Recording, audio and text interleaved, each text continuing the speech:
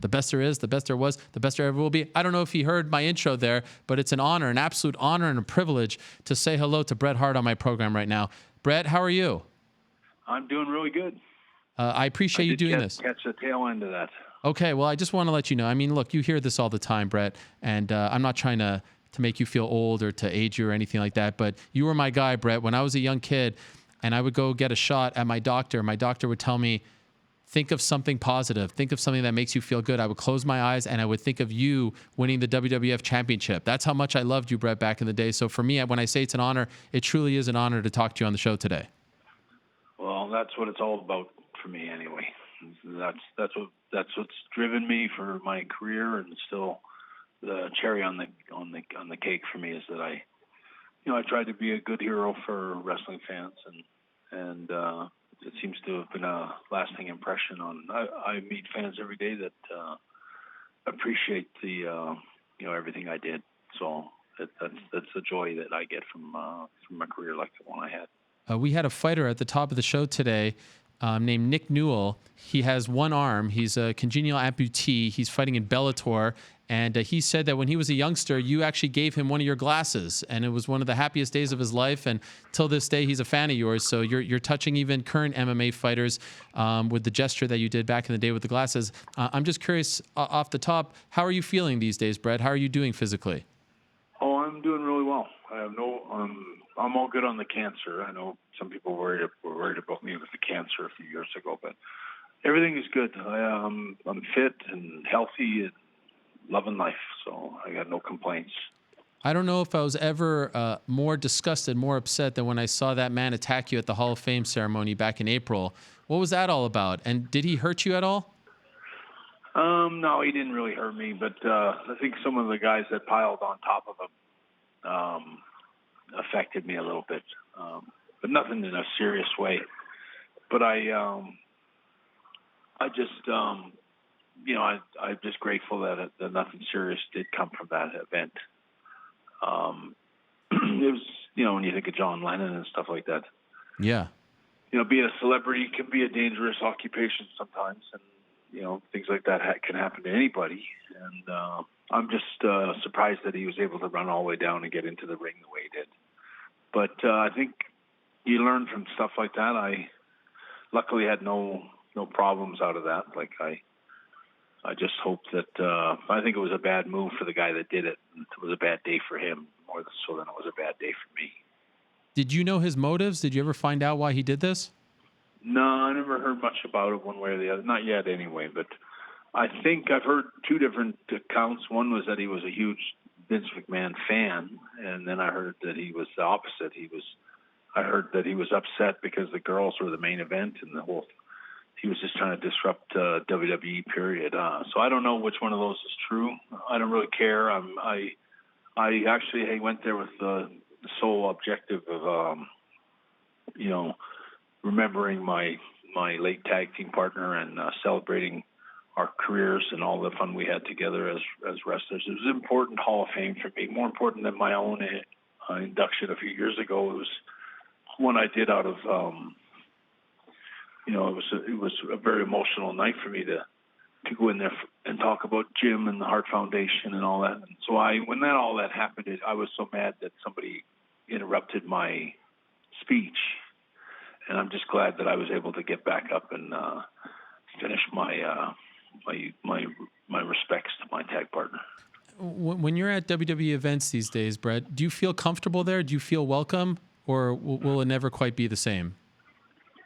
Like in the ring or out of the no, just room? Backstage around the people. I mean, for the longest time, we thought you'd never show up to a WWE event ever again and be associated with them. And I'm just wondering if you have valid reasons for not being comfortable or for not feeling welcome. I'm just wondering how you feel when you go to these events. Do you feel like it's family, or do you still feel like there's friction there? It's to the contrary. I think I worked with so many people on such a high level. Being the champion and being the superstar I was down there for so long, and sort of the main superstar for quite a few years. You make so many friends, whether it's technicians and television people, or some a cameraman, or a guy with a clipboard, or somebody in the charity works for the charities and some of the different things you do, or with media, and there's so many friends you meet on so many different levels.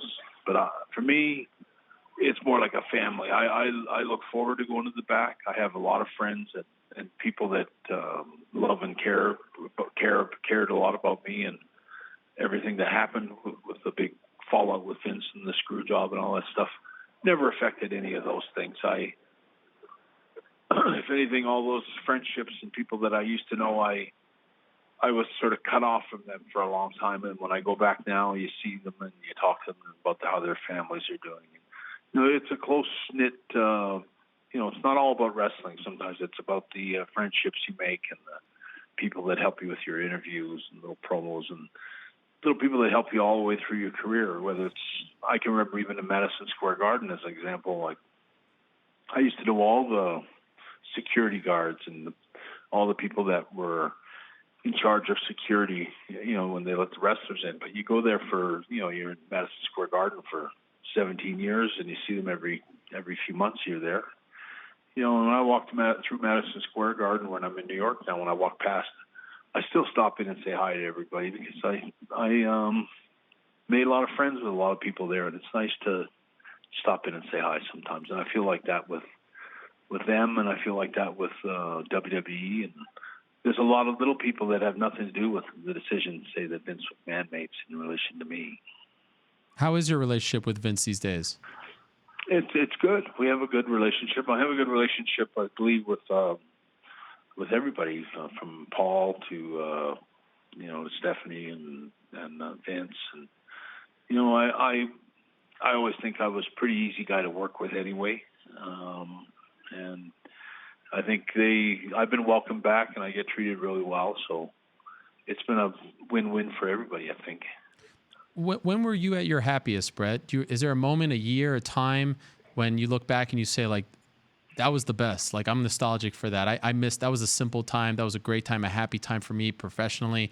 I miss those days. Is there one era or a year that comes to mind when I ask that? I loved so many of the years. I probably think 92, that when I won the title, was such a great year for me. I think that's when I was probably in my best form. And I think that's when I really kind of believed that I was actually maybe for real the best wrestler in the world, and that it was important to, I always look at what I did as a pro wrestler more as I was a performance artist. I think I'm very proud of all my performances, and I think my matches are great stories. Most of the guys I've worked with, in my career, I think when I talk to them and meet them today, they always tell me that the greatest match they ever had in their whole career was, and they'll name some match that they had with me in a pay-per-view. And it makes me feel really proud to know that I gave so many wrestlers their best matches. And I'm very proud of my career and everything I did in it, which is probably why I was so stubborn about trying to protect it all the time. But 92 was a great year. 94 was a great year with Owen and all the stuff that happened. And 97 with the Hart Foundation, with all of us back together, with Pillman and Owen and Neidhart and everybody was great. And then when I go back to the very, very beginning with, say, WrestleManias 2, 3, and 4 and stuff like that with Jim the Anvil and the Hart Foundation, we weren't necessarily the biggest stars at that time. Our bigger days were coming, but it was so much fun being at the very at the front of all that, in the forefront of the wrestling when it started to become such a big sensation with Hulk Hogan and Hulkamania and WWE and everything that was going on. I'm just so glad I got to be part of it, and those were great memories for me. I fell in love with the Hitman character when you were screwed by Bad News Brown at WrestleMania 4. I felt like you were wrong there, and that's when I really got on board, and you became my guy because I was emotionally invested in your journey of, righting that wrong and being the man. So when you say WrestleMania 4, it kind of like, it sends chills down my spine because I remember being a young kid. I was at the Forum in 1988 when 1988 when you and Mr. Perfect fought to a draw. My first event live. So just great memories. It's such an honor. If I could just ask you a couple more questions. I know you're really busy. Is that okay, Bret? Sure. Okay. What is your relationship like with AEW? Because you were sort of a surprise when you showed up to their first show. Are you working with them, or was that a one-off? Neither. I think it was just it was convenience the first time. I'm a big fan of the promotion, and I like a lot of the wrestlers that are there, and I really think it's good for the industry if there's another wrestling company besides WWE. But at the same time, it was just a one-time thing, mostly because I was in the area. But I do have a lot of fondness for what they're trying to do, and I support them, and I hope that they become a real big wrestling company in the next year. Do you watch UFC or mixed martial arts? Oh yeah, I watch it pretty religiously. Yeah, I'm really? a big fan, and I'm like one of those wrestling fans that you see them watching wrestling and they keep moving around and jerking their shoulders and getting caught up in the match. I'm like that when I watch UFC. My wife can't watch it with me anymore because I'm jerking all over the room trying to move away from a takedown or something. But I have a lot of respect for it. I also quite proud to say that I'm glad I made a living doing what I did, in the sense that I tried to pretend and make it look real. I tried to emulate a UFC wrestler with my wrestling style as much as I could throughout my career, because I always feel that UFC wrestling or fighting is that's what we try to reproduce. Like I would say my WrestleMania 13 match with Steve Austin is as good as any UFC fight that you can find, except for this one difference. No animals were harmed in the making of my movie. And I'm so proud of that today. I'm so glad I didn't have to punch my opponent's face in, and then meet his kids in the back and talk to his wife. I'm glad pro wrestling is what it is. And people have frowned on wrestling for so many years for being, fake or not real or phony or whatever. But it's, I think it's finally, you're starting to realize that what the great performance is all about in pro wrestling is it's artistic, it's imagination, it's a ballet of violence, but it's not necessarily meant to. I mean, I think it's great that kids watch wrestling. I think it's necessary. It's a solid life builder. It builds things. It makes kids, like you said, you were such a big fan of mine when you were a kid. Kids need heroes, and I was proud to be a hero for kids, and tried to lead my life in that way where I was a good example. Like if your kids were watching Bret the Hitman Hart on TV, they were in a good place. I was a good guy for them to watch. I tried to be a good hero. I tried to set good examples. I thought I achieved a lot of that, and one of the, it was always hard to turn all that around and suddenly become a bad guy, say. There's a lot of things that are real in pro wrestling, like, character changes and things like that affect your life. But for me, I was always very conscious of my fans, and I always tried my best to give them the best match of the night. I wanted to have the best match every night, and I think for most of my career, I always had the best match on every card that I was on. Yep. And for a lot of it, and I've always been really proud of that, whether it was working for my dad or Vince McMahon or whoever else. Do you have a favorite fighter, a guy that is on the card you have to watch him right now in the UFC or MMA? UFC. I was a huge Weidman fan. He was, and I'm a Big Jones fan. Okay, interesting. And I'm trying to think of his name. I can't think of it. It's the Russian guy that's got the long beard that looks like he's from Afghanistan or something like that. But he's Russian. I really love his style. I want to see the guy that can beat him. I don't think anyone's going to beat him. I bet you he retires. Khabib Nurmagomedov? I think that might be him. The guy who beat Conor. He beat Conor McGregor. Yeah. He's incredible. And there's another guy, isn't there? Another guy that knows him, or is part, like they train together or something like that. I think there's one other fella. But I think the beauty of their wrestling or fighting is they're unorthodox. And American fighters and a lot of the fighters are familiar with tactics from different places, but I believe that Russian guy has a style and an unorthodox style that's unlike anything else, and that probably goes back hundreds of years to relatives in his family and how they take. I know wrestling is a very serious thing for some of those countries, like Afghanistan and just all the Turkey and some of those places that they've always been huge wrestling meccas.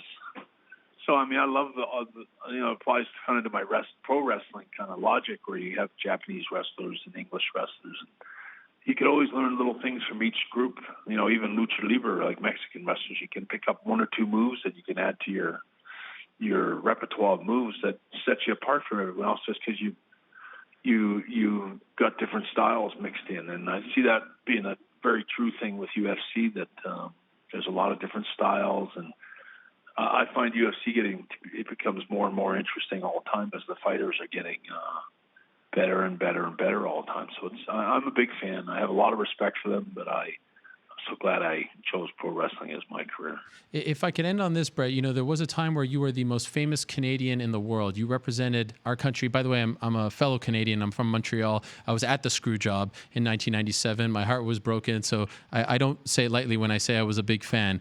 And you represented us so well, and the country continuously looked to you as a role model. And I'm reminded of your situation back in the 90s when you were so popular. And there's a fighter in our sport, I'm sure you've heard of him, Conor McGregor, who's going through a very tough time right now. And the country of Ireland seems to be turning on him because of things that he did. Now, you never got in trouble quite like that. But I do remember in your book, that was such a phenomenal read. And you were very open about some of your, misfortunes, things, missteps and whatnot.